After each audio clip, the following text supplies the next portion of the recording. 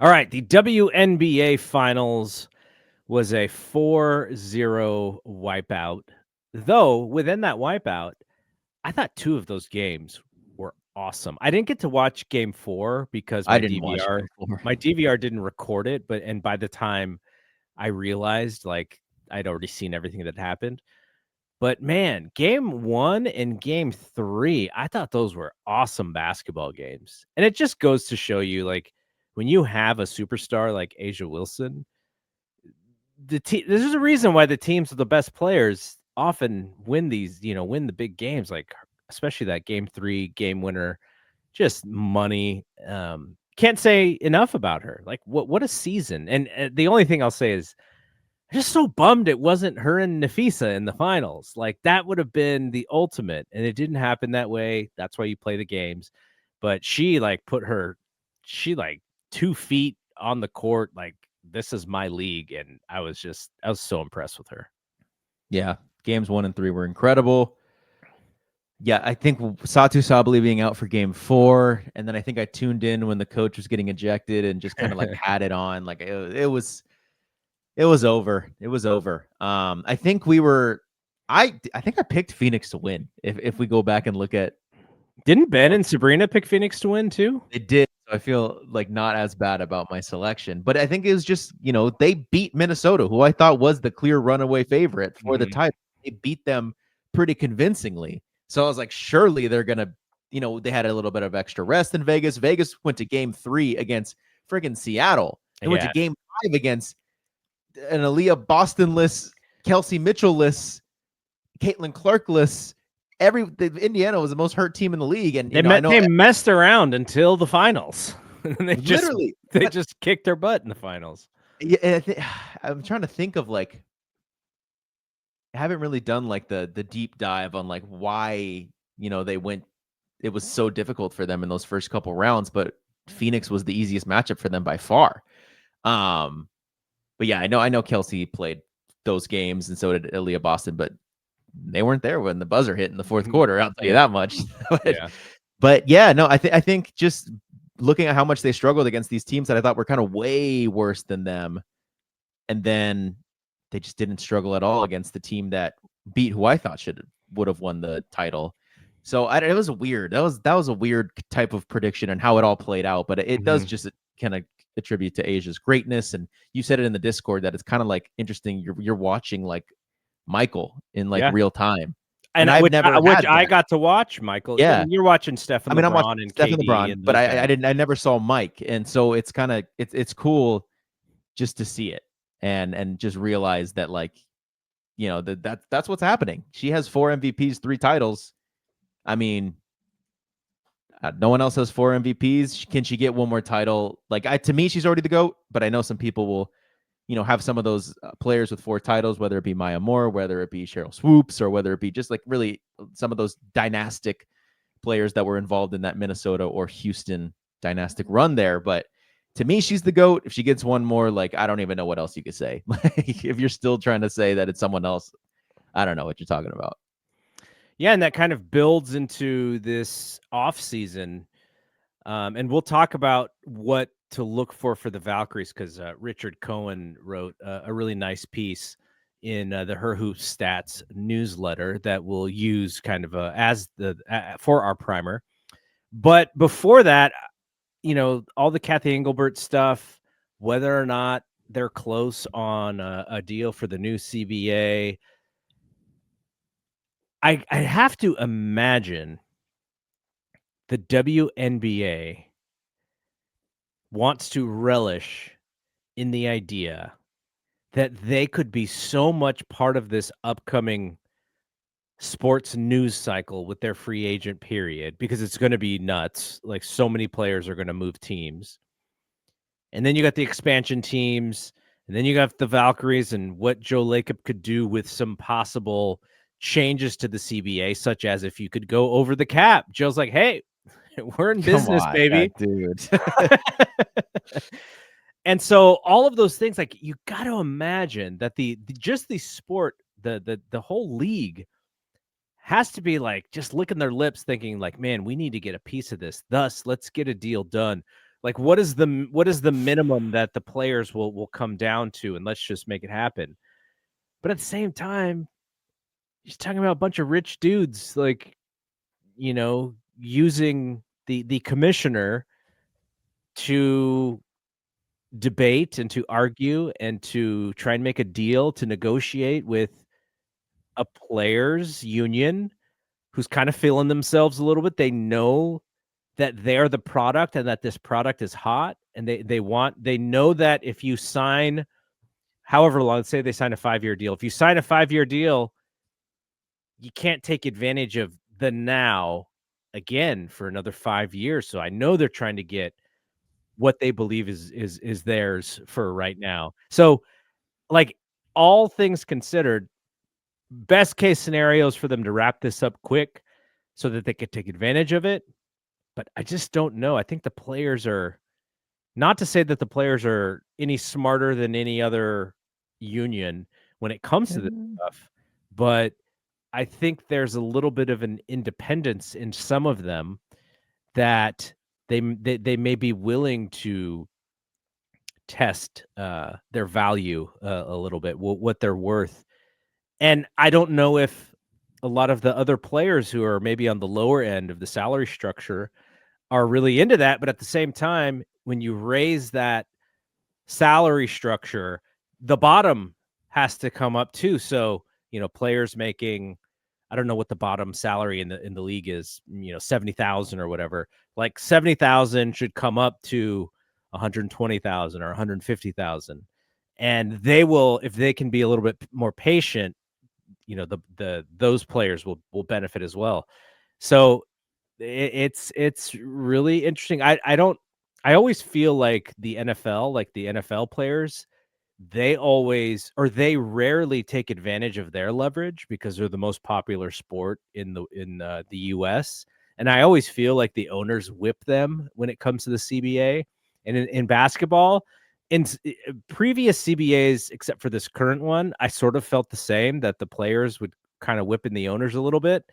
But the last CBA, the owners got this basically this locked salary cap that is killing a lot of the stuff that is fun about the league. So I'm just so interested to see how the women's players association, how they get through this, and what is valuable to them outside of money. I'm guessing money is the most valuable, but what else? What else do they care about? Because you're locked in for 5 years and you don't know what you're betting, and you're also working with owners who have done this many times, because there's lots of the owners who also own NBA teams. So where do you sit with as far as predicting when this thing gets wrapped up? And I don't know, what do you think about how Kathy's been handling this? Don't think Kathy's been handling this all too great. I think after Nafisa canceled their meeting that I guess they were supposed to have, then she went on like the Kamala Harris like book tour, or like she was there and talking to Kamala about it. And I'm like, oh my god, like Nafisa's just like got it all gamed out, like all these different things she can do to kind of like make Kathy indirectly look worse. So I don't know. I don't think it's worth trying to predict it, because I think a lockout is I don't know about very likely, but I just wouldn't put it past them. Like you say, like, I just think with how these players handle it, like you think about WNBA to NBA, like LeBron wasn't making no Nafisa type of press conferences. Like LeBron's not in the player meetings. Like just think of, Nafisa, like the WNBA players are not only leading by example, but they're also like leading, in different categories too, where Nafisa is like a vice president for the WNBPA. So is Brianna Stewart. NECA's the president. Like Asia would 1000% just be like, Nafisa, like whatever you say, like I'm with it. So I just think there's a different level of involvement and leadership in the WNBA as opposed to its male counterpart. Mm-hmm. And because of that, I think that the players are going to stand on business, man. Like I really do truly believe that they're not going to fold until they get what they believe is theirs. And I don't know for a fact what 100% is what they want. I mean, what they want is the higher revenue share percentage. That's like number one, because then that turns into more money per year for them. Of course, they're like, look, the NBA, it's like 50-50. We're like 13 or 9% or whatever the hell it is. Like, I think it's, like 9 or something, whatever it is. It's just, we want a higher percentage. That's what they want. But they also want, more roster spots, I believe. They want more type of, what is it, like the maternity parental support, or I forget what kind of like the top checkpoints were, but of course it's money and then like roster sizes and stuff. But yeah, I think that there's I think that they are a smarter players union than most of the other leagues. Like, I know you said, you're not sure. I think they are. I think that it shows by their top players being as involved as they are. That shows power, man. And not taken away from like LeBron or like Steph or like KD not being in those meetings, like say CP3 was or whatever. But I think that there's, you gotta have strengths in those categories. And I think right now that WNBA players who play their best also have those strengths to lead in the Players Association as well. Okay, let's talk about the Valkyries this offseason. So we've talked a little bit about the free agency, and again, we won't really know how to see this until the new CBA is signed, but the free agents on this team: Tiffany Hayes, Kayla Thornton, Monique Billings, Temi Fagbenle, they are all unrestricted. So whenever this thing gets figured out, they can go to any team that they want to, whoever has the highest offer or whatever team they feel is best for them. Now, we know that there's a core designation that may survive the new CBA. It may not. So we won't even talk about that here. Restricted free agents are Veronica Burton and Cecilia Zandalicini. And then we have this thing called reserve free agents. That's Janelle Salon, Letitia Amihir, Caitlin Chen, Ileana Repair. So I was looking up to see what the difference of the reserve free agents are, and it seems like it's mostly within your first 3 years of service time. First 3 years, and the original team has exclusive negotiating rights if a qualifying offer is extended. And in contrast, restricted free agents have 3 years of service and can negotiate with other teams, but their original team has the right of first refusal to match any offer they receive. So kind of, it's not clear to me exactly how that works. And again, it's possible that they will change some of these things in the new CBA. The only two players, really quick, like how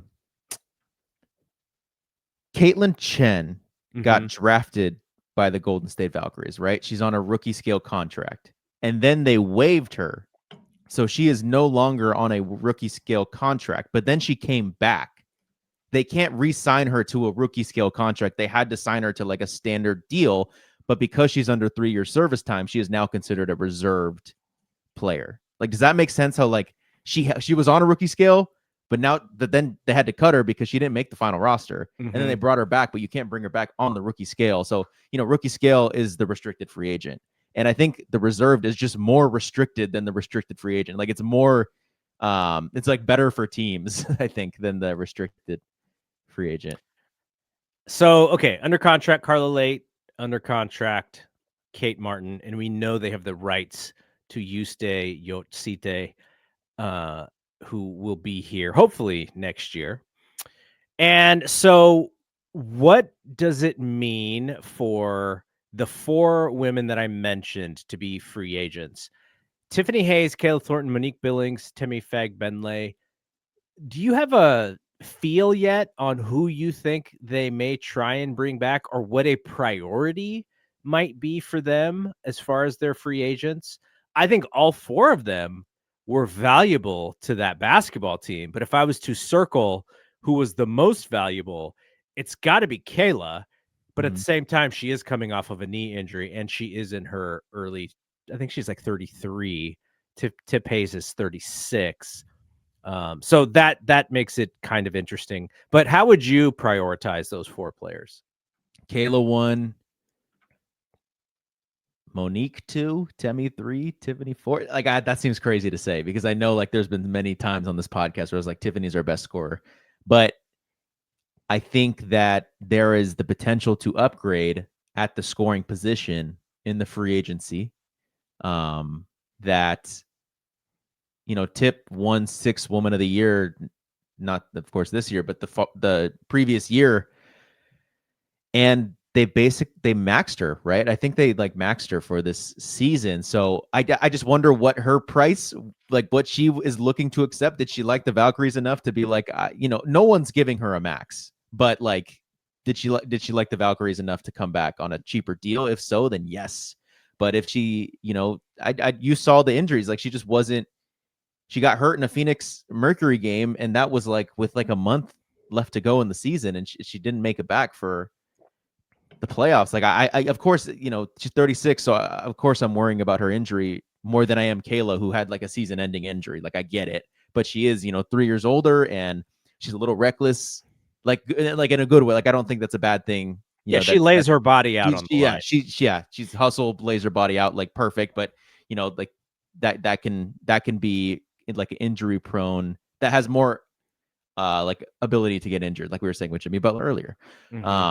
So I just think that her scoring ability is something that I think the Valkyries the Valkyries aren't gonna have like first choice in free agency, but I think that there's gonna be a lot of players who want to play for them that I think can fill that scoring gap. So that's why I put Tiffany lower. I think Kayla's defense and what she means to the team is kind of why I have her higher, like first all-star ever. Like I know that the offense was like kind of rough to watch at times, but you surround her with more offense. Like this team was like what really low on offense, really high on defense, and that was kind of like their identity. So can you surround in the free agency with a little more like two-way players? I don't know. I would have Kayla 1 though. You and like I'm sure you would too. You like Kayla's kind of I'm the one. Like give me the ball. Like let me guard the best player. Like there was a lot of that in her, and that kind of led the team a little bit. Like that created a little bit of a DNA. And when she did go down, it's almost like Veronica inherited that from her, and that became Veronica's personality as well, which is like, Yeah, I remember when we were doing our women's WNBA fantasy draft, like there were like 5 or 6 Valkyries taken just because we're like, I think maybe it's this one that's going to be like a good one for fantasy. Like we weren't sure. And so, yeah, Kayla did kind of step up and try to and take that and become the first all-star. And yeah, I agree with you. She goes down and Veronica takes it. Okay, so here I'm reading from Richard's newsletter or Richard's post about the Valkyries. So Richard writes, part of the reason they might be reluctant to commit that cap space, meaning using a supermax, is that Golden State should now be a hot designation for free agents. They couldn't attract any huge names in 2025 because no one knew what they'd be walking into, but now they do, and it's almost all positive. Everyone's seen the crowds, the success that Nakase has had with whichever players are available, and how competitive this squad already proved to be. Combined with the facilities, the appeal of the West Coast, there could be a lot more players willing to take the Valkyries' calls this season. There are also plenty of playing time and slots available. They'll want to keep their core around, but that's a relatively small group. Burton, Salon, Thornton if she's healthy, and then whichever of the other Euros will come back at reasonable prices. So there's plenty of room for additions, especially in the paint. The roster might look different by next year, but they'll hope to retain exactly the same kind of spirit. Now, here's the question. Let's look at this from the perspective of the owners create a little bit of flexibility with the cap so that they may be able to go over slot to bring in somebody. We talked about this in the beginning of the season because we just wondered if it would be like this, but we learned that the cap was very restrictive, and and we said, you know what, Sabrina Ionescu, like she's going to stick in New York because there would be no monetary reason for her to leave the New York franchise.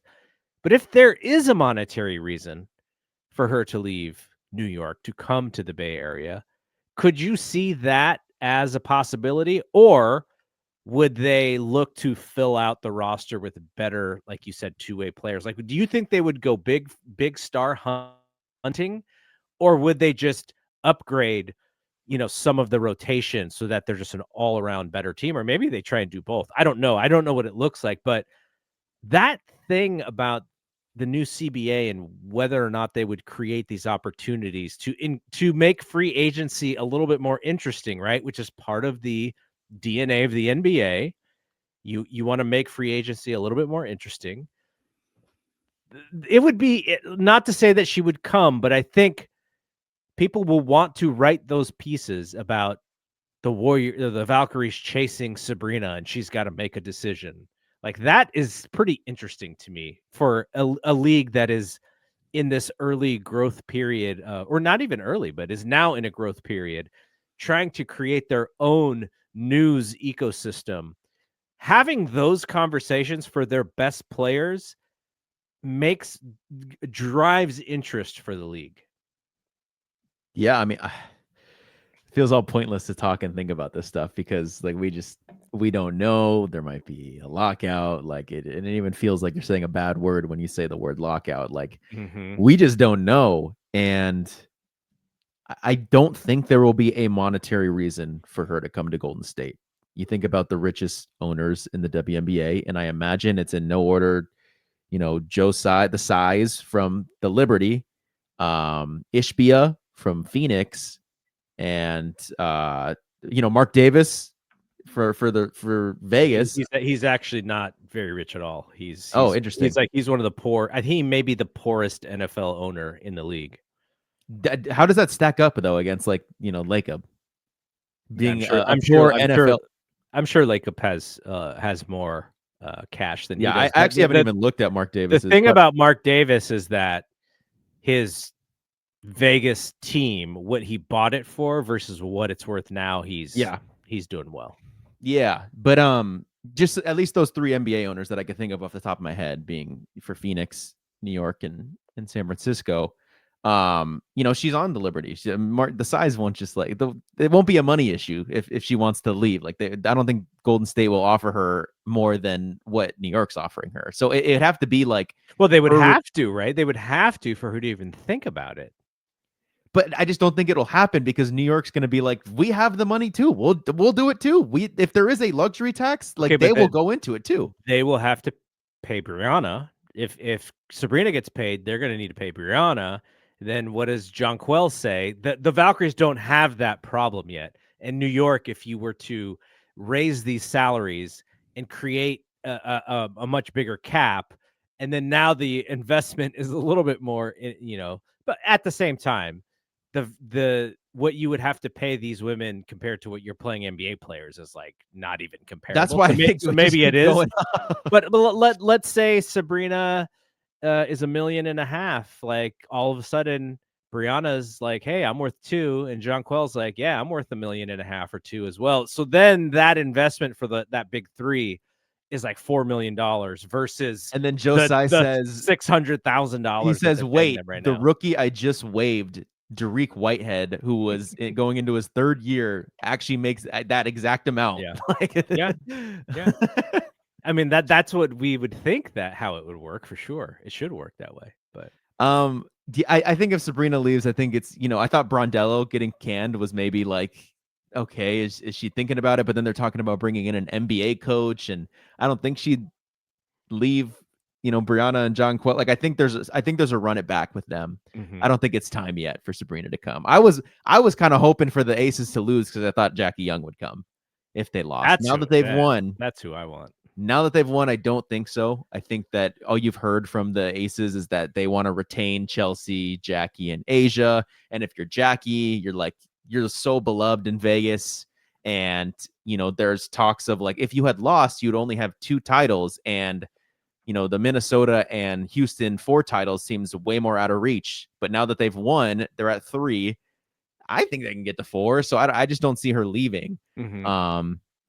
So, I haven't really sat down and been like, I just wonder, like, I feel like Ohema and Natalie are like pretty like communicative and there's like they'll be on the same page. And I just wonder if there's some stars that are maybe just like all offense, but don't try on defense. They're like, we wouldn't want that as a part of our culture. Mm-hmm. They almost work so well without a star because everyone came to work and not that the stars wouldn't come to work, but just like there was this hunger that like, everyone just played with this fire that maybe some stars would be like, I'm the best. So like, get behind me.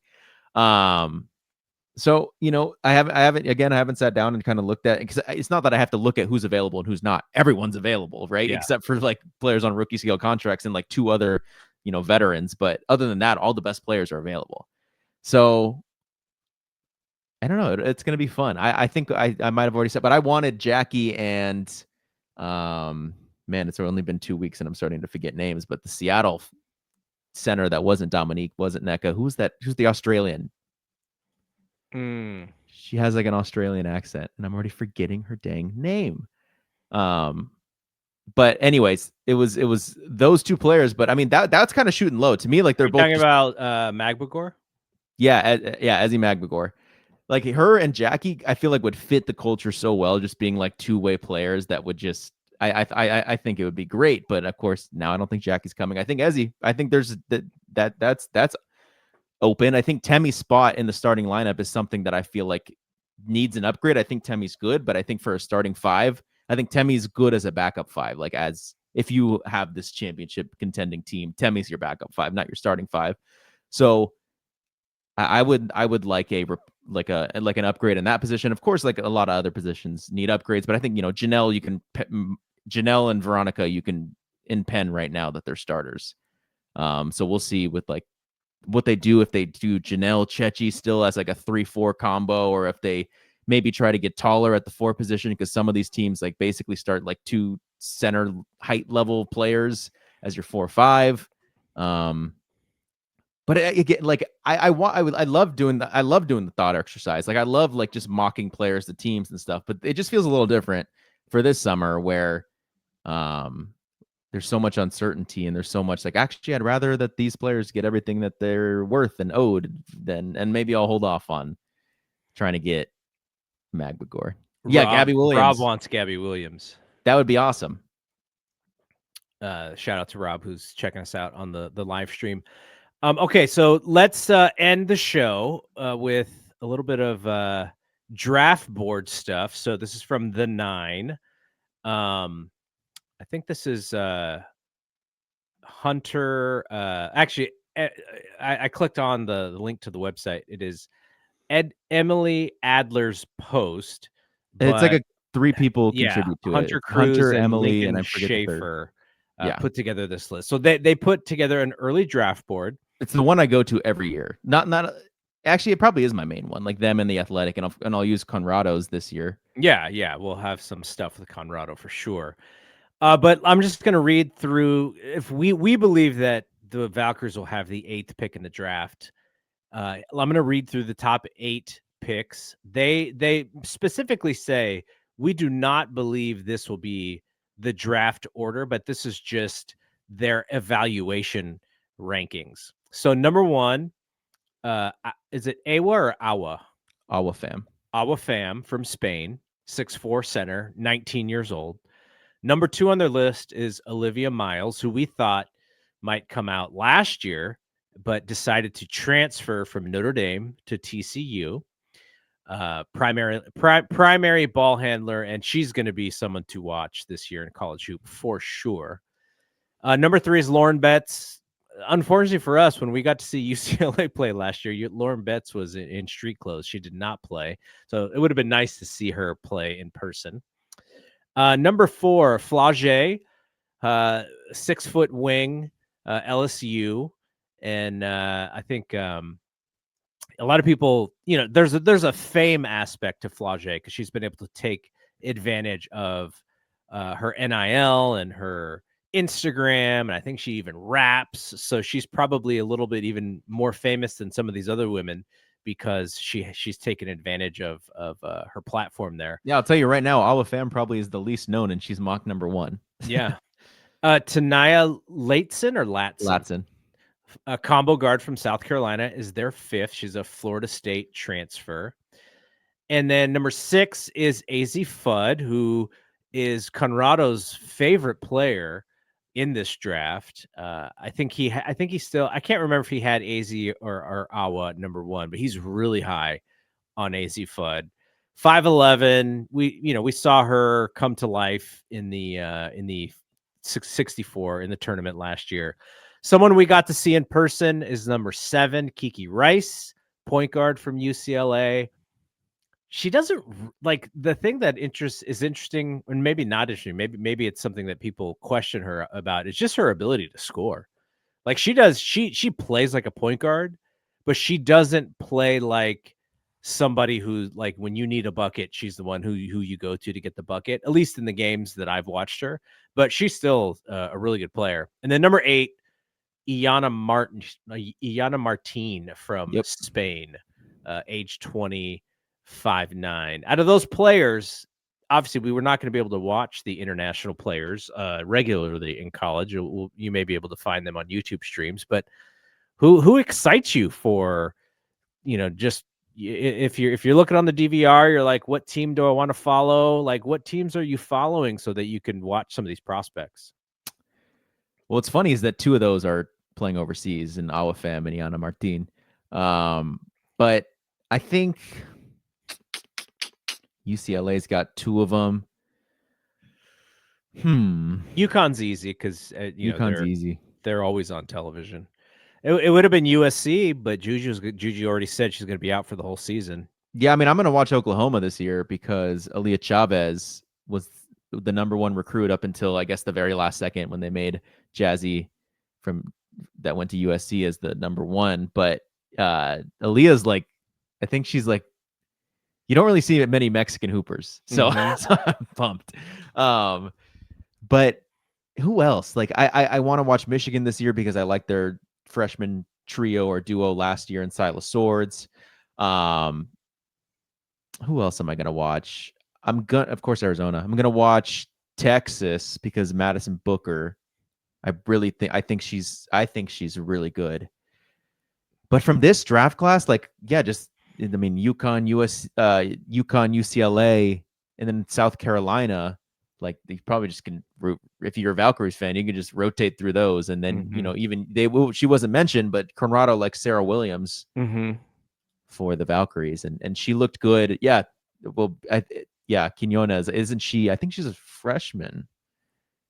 I got to see a little bit of that exhibition. I think I clicked out at around halftime, but man, Sarah's strong. That's why I said in our Discord, I was like, if you did a draft right now, completely hypothetical, where the WNBA was like, we're doing super draft, everyone who's available in college, like, you could be a freshman, you could be Aaliyah Chavez, and you could be draft eligible next year. What would it look like? Juju number 1 for sure, and I have Sarah Strong at number 2. That's how good I think Sarah Strong is.